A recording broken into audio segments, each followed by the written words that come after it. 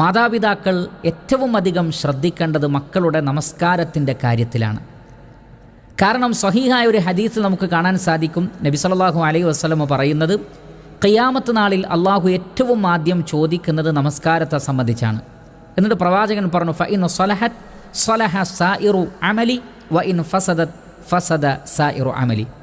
നമസ്കാരത്തിൻ്റെ കാര്യം ശരിയാണെങ്കിൽ ആ വ്യക്തിയുടെ മറ്റെല്ലാ കാര്യങ്ങളും നേരെയാകും. നമസ്കാരത്തിൻ്റെ കാര്യം കുഴപ്പത്തിലാണെങ്കിൽ മറ്റെല്ലാ കർമ്മങ്ങളും കുഴപ്പത്തിലാകും. അപ്പോൾ നമസ്കാരമാണ് പ്രധാനപ്പെട്ടത്. ഒരാൾ കൃത്യമായി നമസ്കരിക്കുന്ന വ്യക്തിത്വമാണെങ്കിൽ തീർച്ചയായും അതിൻ്റെ നന്മ ജീവിതത്തിലുടനീളമുണ്ടാകും.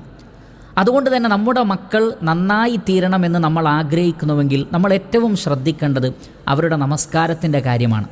അതുകൊണ്ടാണ് നബി സല്ലല്ലാഹു അലൈഹി വസല്ലമ പറഞ്ഞത്, 7 വയസ്സായാൽ തന്നെ നിങ്ങൾ മക്കളോട് ഓരോ വഖത്തിലും നമസ്കരിക്കാൻ വേണ്ടി പറയണം. എപ്പോഴെങ്കിലുമല്ല, എല്ലാ വഖത്തിലും നമസ്കരിക്കാൻ വേണ്ടി അവരോട് കൽപ്പിക്കണം. 10 വയസ്സായിട്ടും അവർ നമസ്കരിക്കുന്നില്ലെങ്കിൽ അവരെ അടിക്കാൻ വരെ അനുവാദം നൽകപ്പെട്ടിരിക്കുന്നു. എന്തിനാണത്?